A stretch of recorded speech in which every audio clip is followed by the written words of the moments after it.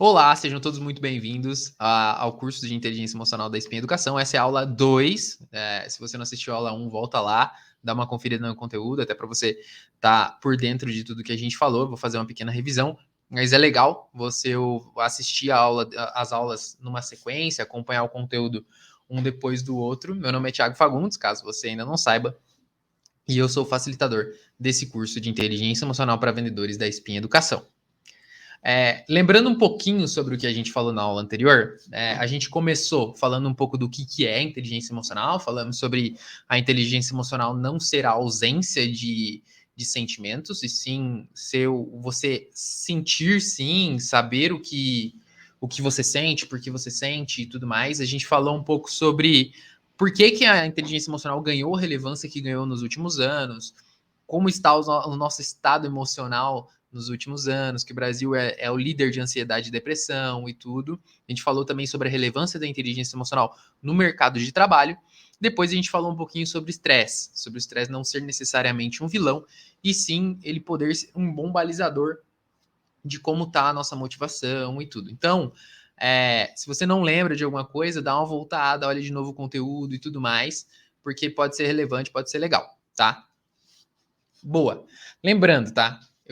Esses conteúdos dessas aulas, não sei se vocês já perceberam, eu coloquei o link de download desse PPT aqui na descrição. Então vocês conseguem ir acompanhando o conteúdo, baixando esse material, acompanhando e tudo mais, imprimindo, fazendo anotações, vai estar tudo disponível. Fechado? E além disso, a gente tem também uma apostila que em breve eu vou disponibilizar um link para vocês darem uma olhada, baixarem e tudo, tá? Então, cara, aula 2, os 5 pilares da inteligência emocional. O que você vai aprender? O que a gente vai falar nessa segunda aula? A gente vai falar um pouco dos 3 primeiros pilares da inteligência emocional. São 5 pilares e os 3 primeiros, eles são voltados do indivíduo para com ele mesmo e os outros 2 são do indivíduo para terceiros. Então, vamos começar com esse conteúdo. Certo. Quais são os 5 pilares da inteligência emocional? O primeiro de todos é a autoconsciência, o segundo, autorregulação ou autogestão, terceiro, automotivação, quarto, empatia e quinto, habilidades sociais. Alguns lugares falam em 4 pilares, mas é porque eles unem uns pilares e tudo mais, mas no geral os conceitos são esses, são as coisas em que se baseiam a inteligência emocional, fechado? Vocês podem ver que eu deixei 3 deles ali em amarelinho, porque são coisas que são relacionadas de mim comigo mesmo. E os outros é de mim com os outros. Empatia e habilidade social são a forma como a gente se relaciona com terceiros, tá? Então, começando pelo primeiro conceito, o primeiro pilar, o pilar da autoconsciência. O que é a autoconsciência? A autoconsciência basicamente é você entender os seus episódios emocionais e saber identificar os seus gatilhos, aquilo que ocasiona o teu sentimento, a tua emoção, e saber nomear as emoções que você está sentindo e tudo mais, e entender por que aquilo acontece, qual o gatilho que levou aquilo, qual era a situação em que eu estava inserido que fez com que aquele sentimento fosse potencializado e tudo isso. É você ter muita consciência do que você sente, por que você sente, como é que foi a sua resposta e tudo mais. Boa. E assim, não é uma coisa trivial, tá? Autoconsciência ou autoconhecimento não é nada fácil de se ter. E para te mostrar isso, eu queria mostrar uma primeira ferramenta que se chama janela de Johari. Não sei se vocês já ouviram falar disso, mas é uma ferramenta criada por um psicólogo, uma ferramenta teórica que fala sobre 4 tipos diferentes de eu, tá? Então, segundo a janela de Johari, ela é uma matriz, como vocês podem ver, com quatro lados aí, em que é balizado por como eu me conheço ou não conheço e como outro me conhece ou não conhece, tá? Então, segundo essa ferramenta, existem 4 eus diferentes.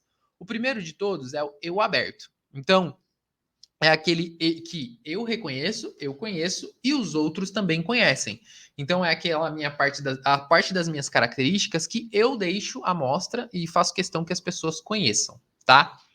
O segundo é que eu conheço, mas os outros desconhecem. Então é basicamente aquilo que você guarda da sua intimidade, que é o eu secreto, aquelas coisas que você faz e que as pessoas não sabem, que você faz na sua intimidade, que você faz quando você está sozinho e tudo mais, tá? Na sequência, você tem um terceiro que é o que eu desconheço, mas os outros conhecem, que é o eu cego, que é basicamente a interpretação e a visão que os outros têm de você. Às vezes, uma pessoa pode ter uma visão sua que você não concorda, que você não acredita, mas que não necessariamente deixa de ser real, porque é a imagem que você está passando, tá? E por fim, tem aquele lado que nem você conhece, nem o outro conhece. E esse é um lado um pouco mais sombrio, que é o eu desconhecido. Esse lado geralmente vem à tona quando acontecem algumas situações um pouco mais extremas, tá? E qual que é a importância de você saber que existem esses 4 eus diferentes e saber separar isso? É evidente que existe esse tipo de coisa. A gente não é a mesma coisa, a gente não é a mesma pessoa 100%, seja de quando a gente está sozinho ou quando a gente está em grupo e tudo mais, esse tipo de coisa. A gente tem essa delimitação, a gente passa imagens para as pessoas, a gente vive muito da imagem que a gente transmite.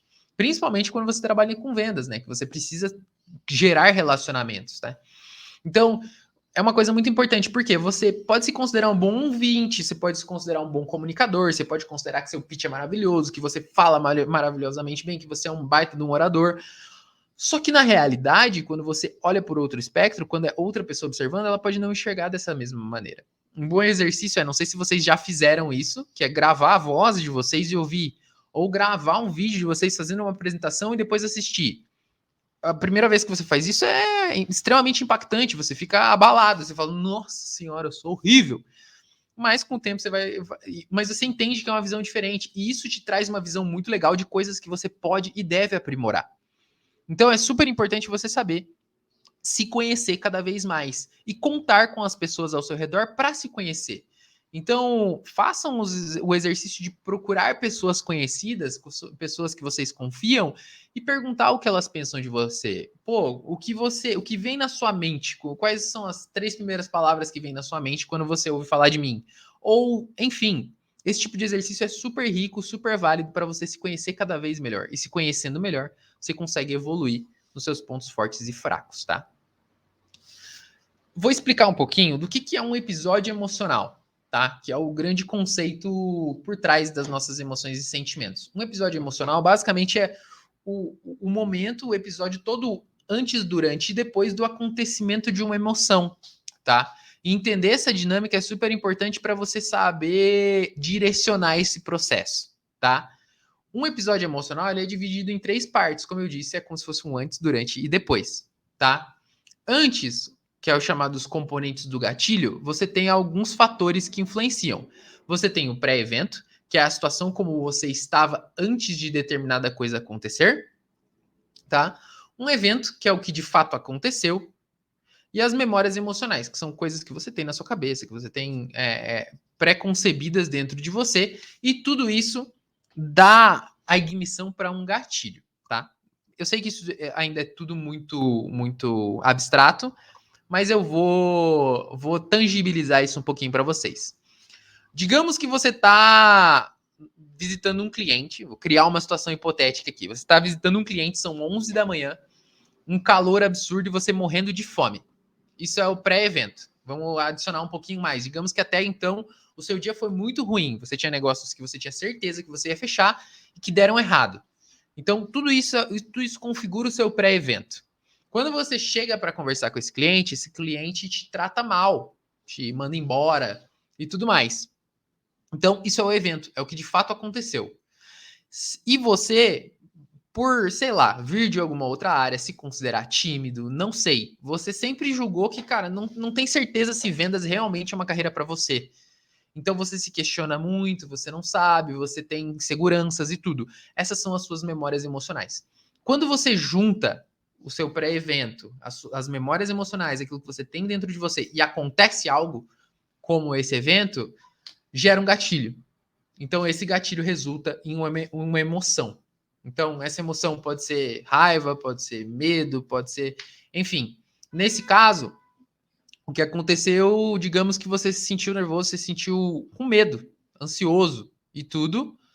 E isso, aí a gente entra na parte do durante, que é a experiência, né? Isso resulta em outras coisas. Vocês podem ver ali nas flechinhas, quando a flechinha aponta para algo, ela resulta em alguma coisa. Quando no caso ali dos eventos, eles se somam para desencadear um gatilho, tá? A emoção, ela resulta em duas coisas: mudanças físicas, você começa a ficar nervoso, começa a palpitar, começa a suar, começa a tremer e tudo. E as mudanças mentais, você começa a pensar coisas diferentes. Então, você começa a pensar, putz, eu acho que realmente não é para mim esse negócio, ou, enfim, você tem as suas respostas em mudanças mentais. E isso ocasiona a terceira parte, que é a resposta. A resposta à emoção, ela pode ser uma resposta positiva ou uma resposta negativa. Você pode, a partir dali, se sentir, cara, putz, não, eu vou desistir, eu vou largar isso e tudo, que é uma resposta negativa. Ou você pode ter uma resposta positiva, do sentido de, cara, não, eu tenho capacidade de aprender, eu tenho capacidade de me desenvolver e eu vou mostrar que eu posso. Isso é uma grande resposta positiva, tá certo? Para vocês conhecerem um pouquinho melhor sobre as suas emoções, entender um pouco o que são as emoções, como elas funcionam e tudo mais, vale vocês visitarem o site que eu vou deixar aqui na descrição, que se chama. Para vocês conhecerem um pouquinho melhor das emoções e tudo, conhecerem um pouco mais sobre vocês mesmos, eu vou deixar aqui na descrição o link do Atlas das Emoções. Esse é um material criado pelo Dalai Lama e Paul Ekman, que é um estudioso da inteligência emocional também, em que eles fizeram uma grande pesquisa com psicólogos e psiquiatras do mundo inteiro e chegaram a um espectro de emoções e sentimentos baseados em consenso, ou seja, emoções que todos esses psiquiatras e psicólogos concordam que existem e como elas funcionam. Então é super legal vocês entenderem esse, até para vocês saberem melhor dizer o que vocês estão sentindo, em que momento, por que vocês estão sentindo determinadas coisas. Fechado? Então, visitem esse material, deem uma estudada, deem uma olhada, é muito bacana. Por exemplo, nesse exemplo aqui, que é o exemplo do espectro da alegria, tem algumas emoções que eu nem sequer sabia que existiam, como por exemplo fiero, que é uma das emoções que eu mais gosto, e nates, que também é uma baita de uma emoção legal. O fiero nada mais é do que a alegria por conquistar um objetivo muito duro, e o nates é o orgulho de ter um mentorado de sucesso. Então são emoções que a gente não está tão acostumado a saber que existem, mas é legal de saber que existe o que a gente está sentindo, tá? Faz parte do processo do mapeamento do episódio emocional. E assim, tem vários episódios comuns na rotina de vendas que fazem com que a gente se sinta de formas, putz, não tão legais, tá? Então, às vezes, um cliente liga nervoso com um problema e é grosso com a gente. O cliente faz você ir até ele, passar 2 horas lá, ou ele vem na tua loja, faz você descer tudo que tem lá e não compra. Ou o cliente diz que o seu produto ou serviço é igual ao da concorrência. Nossa, eu ficava com ódio quando isso acontecia e tudo mais, me dava aquela respirada. Não vou agredir ninguém, não vou agredir ninguém, não vou agredir ninguém. Enfim, acontece. Ou o cliente diz que vai analisar a tua proposta e liga dias depois e você sabe que isso não vai dar em nada. Ou o cliente visita a tua loja, faz, como eu disse, né, faz você baixar a prateleira toda. Eu até achei que não tinha colocado esse outro exemplo, mas é um exemplo muito claro, principalmente para quem trabalha no varejo. E por fim, seu gestor te dá um feedback muito duro, né? Pô, quem nunca recebeu um feedback duríssimo e ficou abalado? Eu mesmo, nossa, eu tenho muita dificuldade em receber feedback até hoje. Então, é um negócio super relevante e que é legal a gente ter o máximo de episódios emocionais mapeados para que a gente entenda como é que a gente funciona e quais são os nossos gatilhos, por que a gente reage de determinadas maneiras.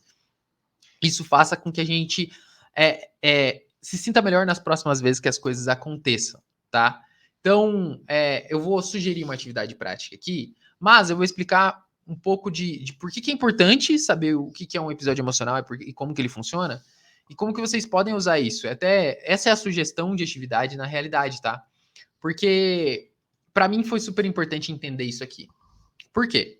Quando eu fiz um mapeamento de um episódio emocional, o que é um mapeamento de um episódio emocional? Você pegar uma coisa que aconteceu, um momento em que você se descontrolou, que você se sentiu de uma maneira que você não queria sentir, e analisar sobre esse espectro aqui, de antes, durante e depois. Tentar lembrar, pô, legal, o que aconteceu, né? Eu fiz esse exercício e isso mudou bastante a minha vida, tá? Porque eu identifiquei durante um mapeamento emocional, de episódio emocional, que eu tinha muita dificuldade em receber feedback, tá? E aí, eu mapeando, fui lá e falei, pô, legal, a situação tava assim, o pré-evento era esse, o evento foi eu receber o feedback, as memórias emocionais tinham muito a ver com a minha infância e tudo, que eu fui uma criança muito, muito exigida, muito cobrada. Essa experiência fez com que eu me colocasse na defensiva, foram as minhas mudanças mentais, eu acabei atacando em vez de necessariamente ouvindo e tudo. E eu percebi que isso acontecia com determinada regularidade.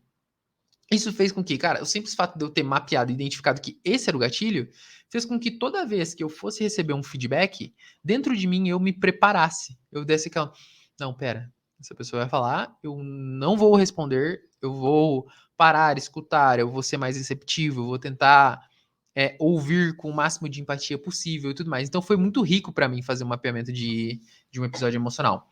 E essa atividade prática que está no material nos materiais que eu disponibilizei para vocês, é o pedido de sugestão que vocês façam essa primeira atividade.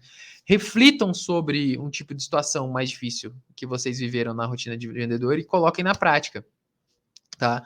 Depois, se vocês tiverem feito os 4 passos aí, quero que vocês mandem mensagem, deixem nos comentários como é que foi a experiência e tudo mais. Isso de fato agregou na rotina de vocês. Fechado? Boa. Segundo pilar, autorregulação. A definição da autorregulação é basicamente você compreender de forma assertiva os seus episódios emocionais e escolher a resposta de forma consciente e positiva, tá? Então é muito além de você saber o que você sente, por que você sente, é agora você direcionar a resposta, tá? Que é o passo que o mapeamento ajuda, tá? Por quê? Porque o que acontece na maior parte das vezes é o que a gente chama de sequestro emocional. O que é um sequestro emocional?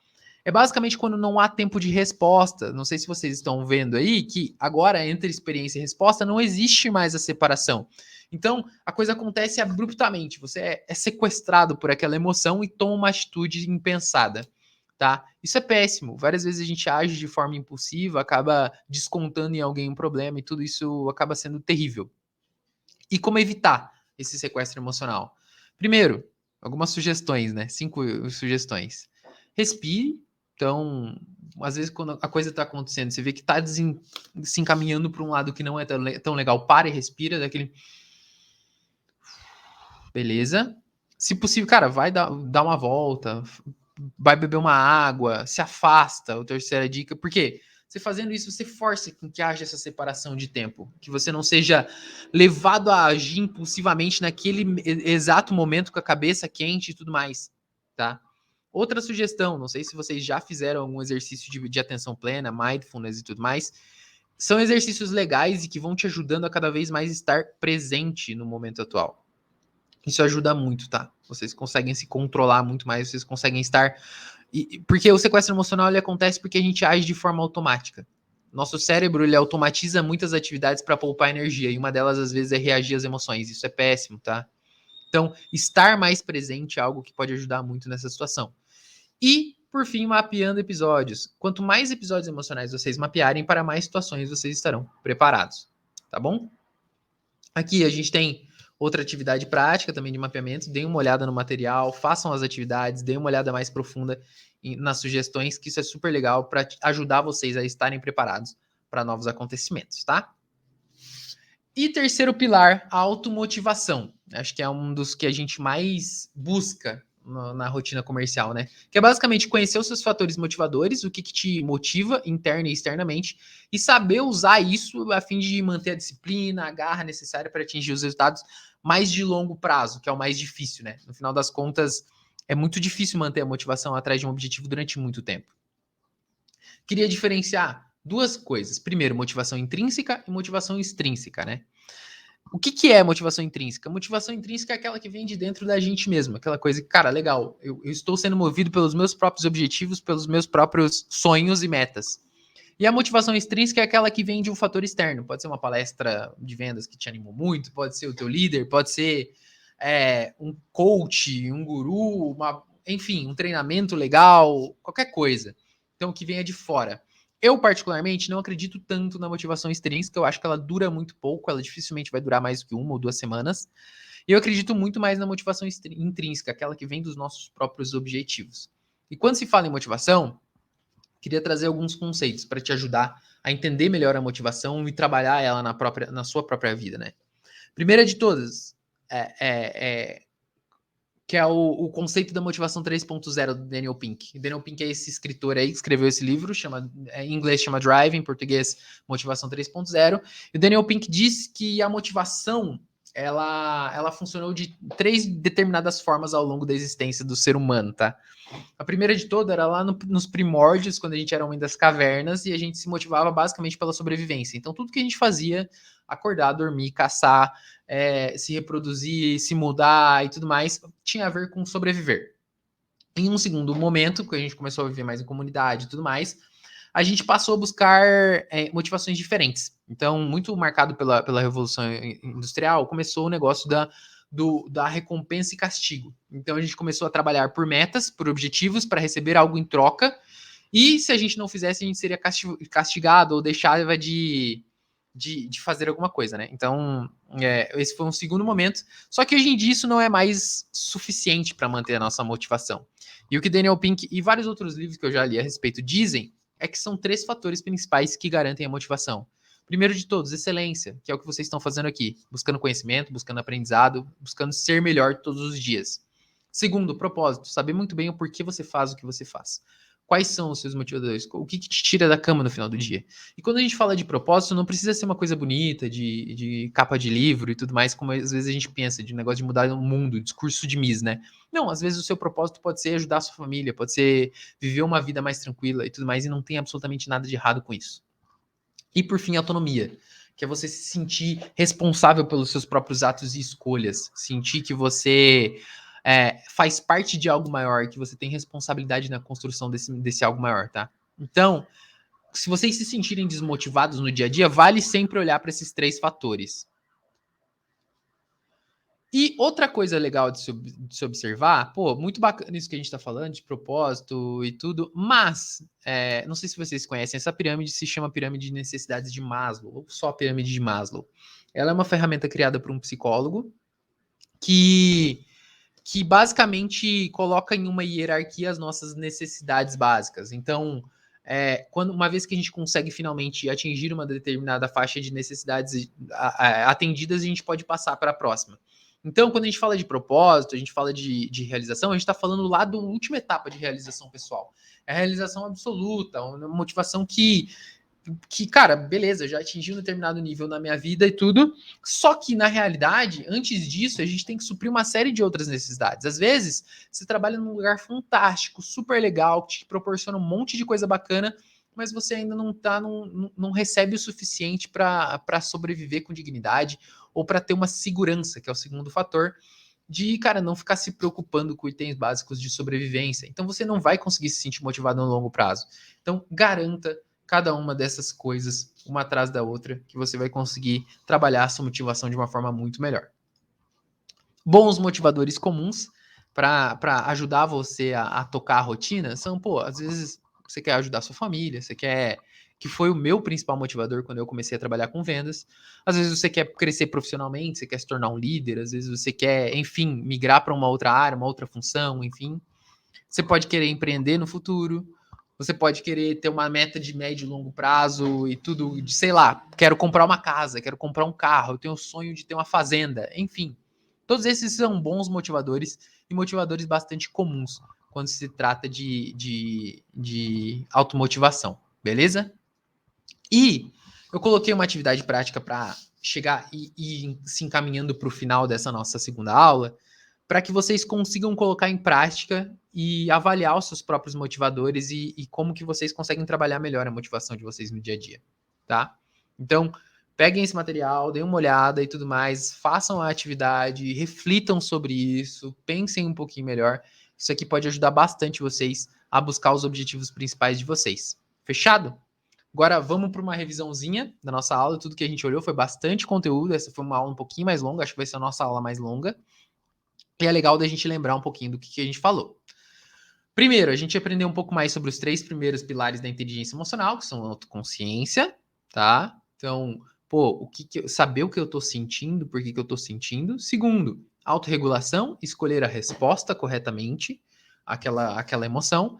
E automotivação, que é como é que eu uso essa resposta e vou me guiando ao longo do caminho que eu quero perseguir, tá? No caminho dos meus objetivos.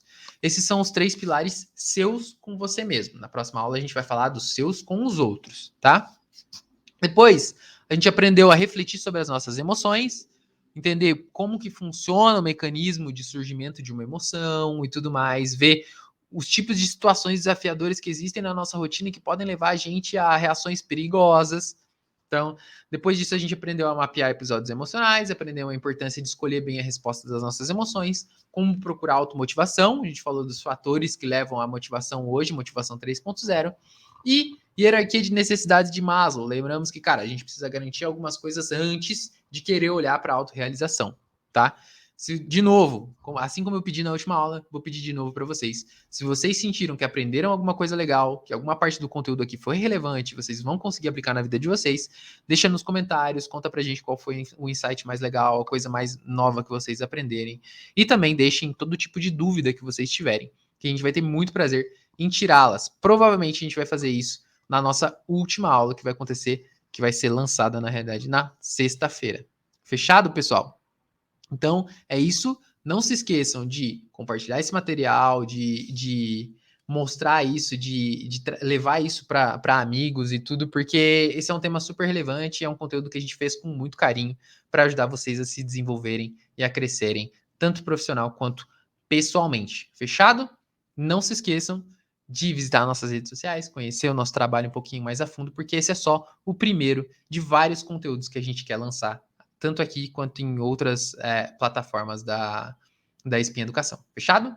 Muito obrigado e até a próxima aula.